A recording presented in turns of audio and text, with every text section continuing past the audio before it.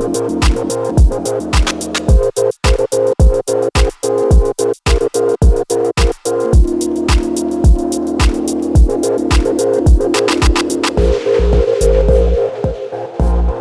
¿qué tal? Les doy la bienvenida a Interview.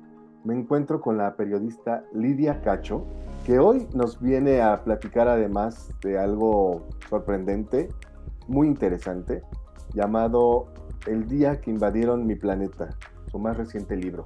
Lidia, muy buen día, ¿cómo estás? Hola, John, muy bien, buen día, muy bien, muy contenta, gracias por recibirme. Es para mí un gusto poder platicar contigo por la importancia de tu trayectoria, la importancia de tu trabajo y ahora la importancia de este libro, de los temas que abordas y cómo lo abordas. ¿Qué es este libro, El día que invadieron mi planeta? Explicado para quienes debemos interesarnos en comprarlo, en adquirirlo y en acercarlo a nuestros sentimientos y a los de los más chicos. Bueno, pues es un híbrido en realidad, porque esto es un trabajo periodístico de investigación formal, pero al mismo tiempo es un cuento para niñas, niños, niñas y personas adultas. Para todas las personas que quieren aproximarse a un tema tan complicado como la invasión rusa a Ucrania y como el sufrimiento de los niños y las niñas en el contexto de la guerra, desde un lugar en el que puedan entender todos los aspectos, como la parte bella, la parte amorosa, la parte dura, la más difícil, la más dolorosa, pero siempre como con una explicación que también abreva de la literatura y que nos permite tener un poco un respiro cuando hablamos de estos temas, ¿no? Entonces es un cuento basado en hechos reales. Es un cuento basado en hechos reales que los plantea de una manera ficcionada, hablando de las personas, las que intervienen, incluso el país, ¿no? Digamos que, o los países de los que se hablan, pero que muestra una realidad latente, fuerte, desgarradora que vivimos a través de los noticiarios, de la información que llega, que las personas que están de hecho involucradas, pues se ha convertido en una pesadilla permanente. ¿De qué manera logras darle este giro y que sea además interesante, entretenido para infancias, para jóvenes lectores? Bueno, cuando yo regresé del primer viaje a Ucrania, después de haber entrevistado a activistas muy jóvenes y después a niñas y niños y de ver la situación, lo que había sucedido también con el secuestro por parte del ejército ruso de más de 20,000 niños y niñas para llevárselos en adopciones forzadas, ilegales, etcétera. Empecé a escribir muchísimo, empecé pues lo que tenemos que hacer las y los periodistas, ¿no? A trasladar todas estas entrevistas, a revisar los datos duros que tenía, la comprobación, etcétera. Y sentía que había algo que necesitaba contar, que quería que la gente sintiera verdaderamente, ¿no? Es muy difícil que una persona que no ha vivido la guerra pueda entender cómo se vive la guerra. Yo lo pongo el paralelismo porque yo soy sobreviviente de tortura policíaca y había gente cuando que me entrevistaba me decía, es que te entiendo perfectamente. Y yo decía, no, no me entiendes, intentas entenderme, pero nunca vas a saber lo que se siente sobrevivir y vivir la tortura. Y eso es un aprendizaje muy importante para las y los periodistas. Entonces, estando en Ucrania, yo me di cuenta que yo no era capaz de entender plenamente cómo se vive la guerra, pero sí era capaz de narrar las reflexiones de las niñas y los niños que son absolutamente estremecedoras. Por un lado, como con tristeza, con dolor, con miedo, con muchas preguntas y al mismo tiempo con una certeza que las cosas tienen que cambiar. Entonces, pensaba, tengo que hacer honor a estas niñas y niños en Ucrania, tengo que explicar cómo los niños y las niñas viven la guerra, porque en este momento de la historia de la humanidad, hay millones de niños y niñas que están sufriendo bajo el asedio bélico en diferentes continentes y son quienes más sufren, pero además son quienes van a gobernar el mundo, ¿no? En el futuro. Y tenemos que pensar en eso, cómo trabajamos con esas niñas y niños, cómo les escuchamos, cómo contamos sus historias y cómo les acompañamos en el proceso de sanación y de salida de la guerra, etcétera. Así que bueno, pues yo empecé a hacer este trabajo periodístico y de pronto hablando con mi editor de Alfaguara, con David y con mi agente literaria, salió toda esta historia y David me dijo, explícame el problema de Ucrania como si yo fuera un niño, por favor. Y yo pensé, claro, es un trabajo de síntesis, que no quiere decir que cuando eres un niño te tienen que contar las cosas mal, te las tienen que contar con un esfuerzo de síntesis brutal, con conocimiento pleno, diciendo la verdad, pero simplificando ciertos hechos de temas geopolíticos y demás para que no sean abrumadores y puedas explicarlo. Y entonces ahí estuvo mi tarea y comencé a escribirlo como un cuento. Y entonces creé a Sofía, que es una niña que representa a las niñas que entrevisté, y a Andrei, que representa a los niños que entrevisté también. Claro, lo haces a través de los ojos de esta niña protagonista, que ella misma se asombra de lo que está viendo, de lo desconocido, que además describe, ¿no? A esto, de cierta manera, o a su entender, el poder, la lucha por el poder o por lo que quieren obtener estas personas, estos seres eh, monstruosos, las aves metálicas, ¿no? Las aves metálicas que además ella no ha visto y que cuando las conoce sabe que hacen daño, que terminan con la gente, que terminan con poblados, con casas. Y el mensaje además creo termina siendo, entre todo lo devastador, termina siendo esperanzador.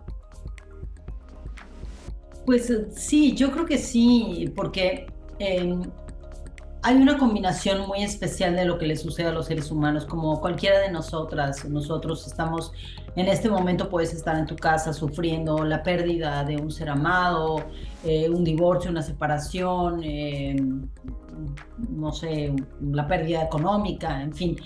Y crees que eso nunca se va a terminar, pero hay una partecita dentro de ti que dice, espera que un día de esto será diferente, ¿no? Y bueno, exactamente lo mismo sucede en los peores contextos, en la guerra, cuando estás en la cárcel, en todas las circunstancias en las que puede estar un ser humano donde hay mucho sufrimiento profundo, hay una vocecita interna que dice, esto va a terminar también. Y esto me parece que es muy importante decirlo, porque cuando estaba en Ucrania y hablando con los niños y las niñas y con la gente joven, y de pronto ves cómo caen los misiles, cómo están dirigidos para atacar a cierto tipo de personas, destruir bibliotecas, escuelas, kinders, zonas de juegos de niños, o sea, los parques infantiles bombardeados por el ejército ruso.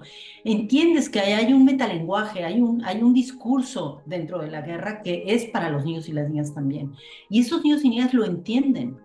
No lo elaboran como lo estoy elaborando en este momento, pero de alguna manera lo saben. Y entonces van tratando de entender qué está pasando y en el primer momento de la invasión dicen es que hay unas aves metálicas y tal. Porque claro, no, nunca en su vida habían visto ese tipo de drones que lanzan misiles. Y nosotros tampoco, afortunadamente, ¿no? Eh, y entonces empiezan a hacer una descripción muy, muy desde el videojuego, que además muchos de ellos son consumidores naturales de videojuegos, y empiezan a hacer esta mezcla de descripción de lo real con lo fantástico, porque es su única manera de explicar lo que está sucediendo a su alrededor. Y eso lo decidí que era muy importante transmitirlo en el cuento, porque creo que nos funciona también a las personas adultas. Yo cuando lo terminé de escribir y lo empecé a leer, hago este ejercicio, siempre leo en voz alta todos mis textos para ver si funciona el ritmo, etcétera.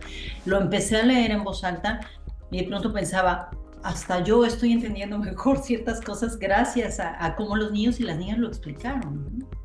Claro, nos ayuda. Porque perdón, te pasa por un tamiz donde el miedo toma un segundo término y entonces llega el conocimiento.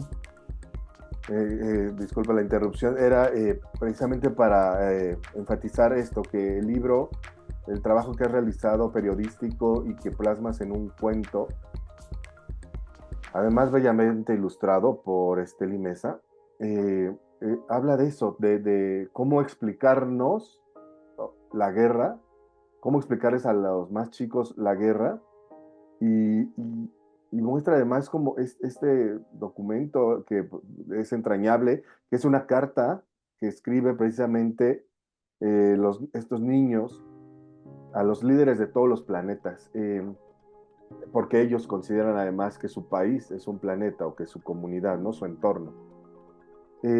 ¿Cómo es traspolarlo y vivirlo salir del cuento, leerlo y vivir la realidad y voltear a ver lo que estos monstruos, como ellos los describen, siguen gobernando, siguen dando estas instrucciones de guerra, siguen teniendo este permiso o perdón concedido, incluso de ir visitando otros países. Hoy en México tenemos justo esa visita de Putin. Bueno, sí, tenemos, o sea, está toda. A ver, yo creo que hay una crisis universal, ¿no? De valores y de principios con respecto a lo que es bueno y lo que es deseable para la sociedad entera, ¿no? Y esta crisis tiene muchísimo que ver con la normalización de la violencia, de todas las formas de violencia, incluida, por supuesto, la guerra, que es como el último de los grandes reyes de la violencia, ¿no? La violencia extrema. Y cada vez hay más gobernantes que no terminan de entender que tienen que castigar, limitar y alejar de nuestros países a quienes están cometiendo actos de guerra, pero actos criminales, ¿no? Crímenes de guerra. Es decir, Putin tiene acusaciones en la Corte Penal Internacional. La Corte Penal Internacional y otros organismos internacionales reconocieron que en el momento en que Putin promulgó la ley de la que hablé al principio para promover las adopciones forzadas en las que el ejército ruso se robó a 20,000 niños y niñas ucranianos para llevarlos a los campos de reconversión, a convertirlos como en rusos, como hacía Stalin en su momento, esto está considerado un crimen de guerra, formalmente, ante las cortes internacionales y de acuerdo a los tratados internacionales. ¿Cómo se atreve un país democrático a invitar a un criminal de guerra? ¿Sabes? Ahora, que un criminal de guerra vaya a ir o no, a mí Putin no se va a atrever a salir a un país, ¿sabes? A un país donde las cortes internacionales puedan actuar en su contra y donde pueda correr algún tipo de riesgo. Pero de cualquier manera, la simple invitación a un criminal de guerra como él o como Netanyahu, etcétera, cualquiera de nuestros países, que son países democráticos, puede gustarnos o no el gobierno, puede caernos bien o mal, pero finalmente somos países democráticos y que estamos en paz, digamos, no hay una guerra interna. Nadie debería atreverse a invitar a un criminal de guerra, ¿no? Entonces, estas cosas son cosas que tenemos que poner sobre la mesa. Me parece muy importante, ¿no? Porque no podemos decirles a los niños y las niñas, mira, esto está mal, pero por otro lado, bueno, pues este señor viene de visita, no pasa nada, ¿no? Claro, y que citen a las escuelas a aplaudirle, a recibirle, y que se haga de adeptos, ¿no? O sea, que con la bandera supuestamente blanca, con la bandera de paz, lo reciban, incluso tengan como este tiempo, esta consideración de realizar una ceremonia para recibirle, para abrir el diálogo, o no sé qué intención a veces haya detrás de todo esto. Bueno, mira, con los criminales de guerra no hay posibilidad de abrir un diálogo, ¿no? Lo que se necesita es que paguen por sus crímenes y que detengan las masacres y los genocidios y todo acto de guerra que intente eliminar, erradicar la libertad de un país. Ucrania es un país independiente, es un país que se ganó su independencia después de grandes batallas, después de muchas pérdidas y grandes sacrificios en 1994. Y es reconocido por toda la comunidad internacional como un país independiente y de pronto se quieren apropiar de él de nuevo. Es como, perdona, es como si ahora de repente Estados Unidos dijera, bueno, ya tenemos el sur de México, que nos quedamos con él en tiempos de Santana, ahora vamos a por todo México y vamos ¿no? a quedarnos con México, vamos a esclavizar a las y los obreros mexicanos y vamos a decirles, ahora todos son americanos, pero de segunda clase. Es exactamente lo mismo.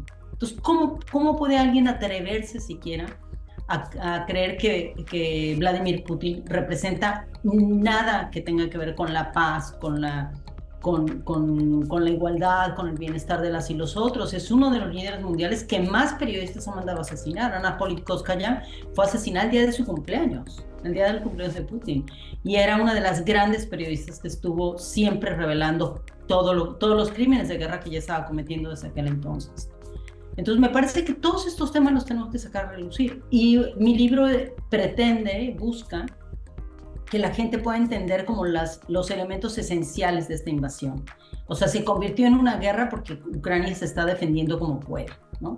Y la gente tonta, ignorante, que vive con todos los privilegios sentada en su casita, con su internet de alta velocidad en México y que se cree muy de izquierdas, pero no entiende nada de derechos humanos, se pone a defender a Putin y a decir que la OTAN y puras tonterías.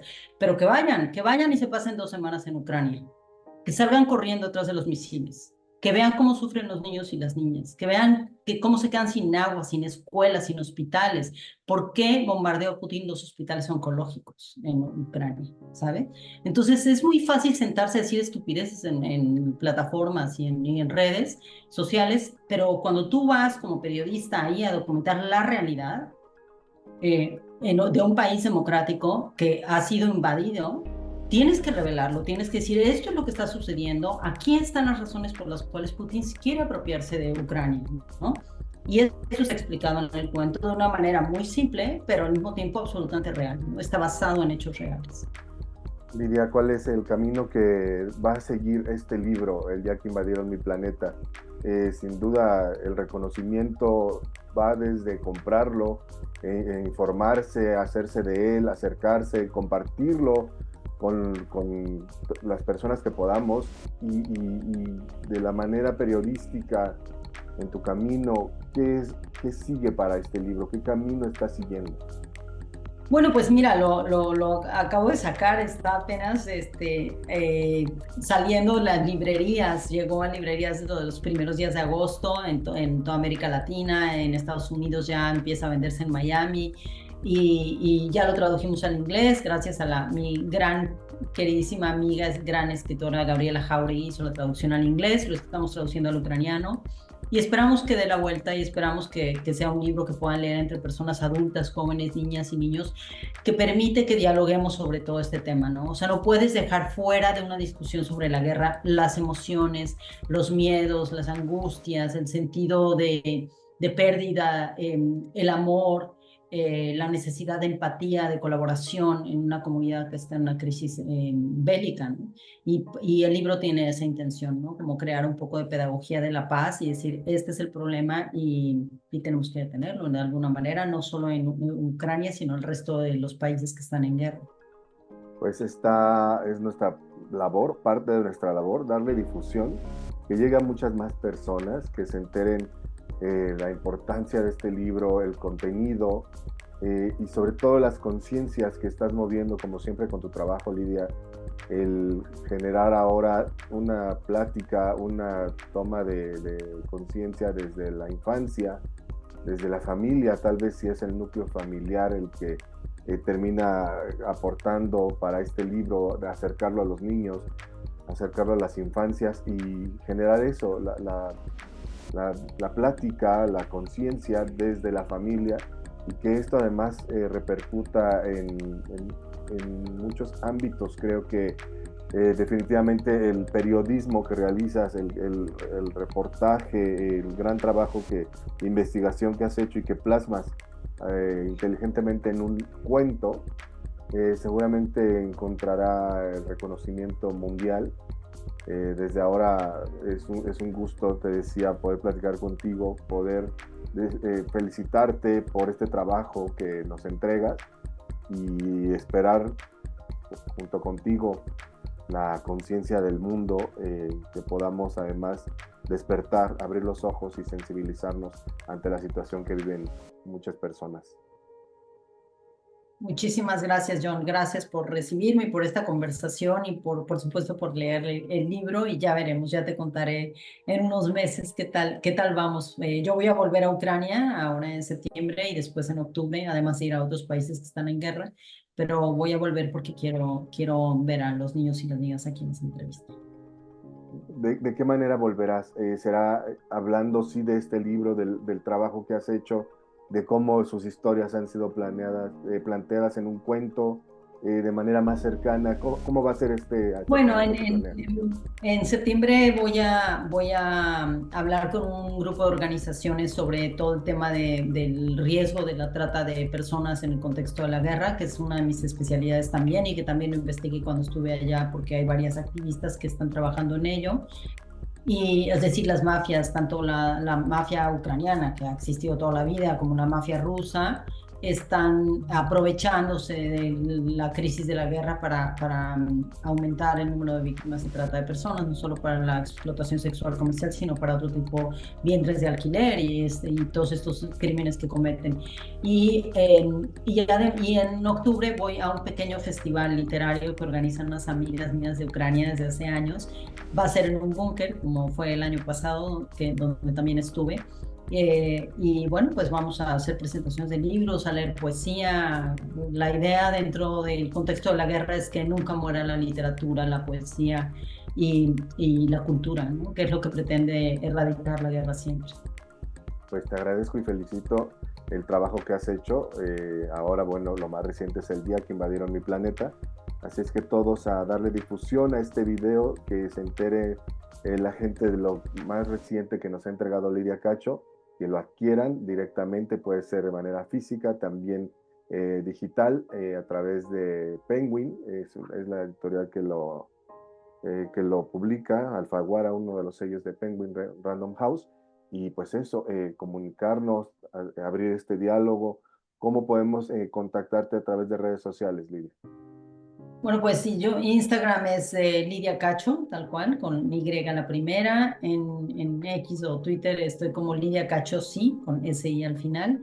Y en todas las demás igual, Lidia Cacho R, en Facebook y en TikTok también, Lidia Cacho. Para tener esta retroalimentación de las personas que vayan. Sí, me encanta que la gente me escribe cosas súper lindas y me manda mensajes muy conmovedores, y agradezco muchísimo que la gente se tome el tiempo para leerme y para escribirme lo que sienten y piensan después de leer. Nosotros, como lectores y como seguidores de tu carrera, de tu trayectoria, agradecemos siempre el trabajo que haces. Así es que me queda más que cerrar con muchas gracias por el tiempo, por tu trabajo, y a darnos cita con este libro, El día que invadieron mi planeta. Muchas gracias. Gracias a ti, John. Que tengas un bonito día. Hasta luego. Hasta luego. No te pierdas la mejor información de espectáculos y entretenimiento. Suscríbete a este canal, compártelo, déjame un like y tus comentarios.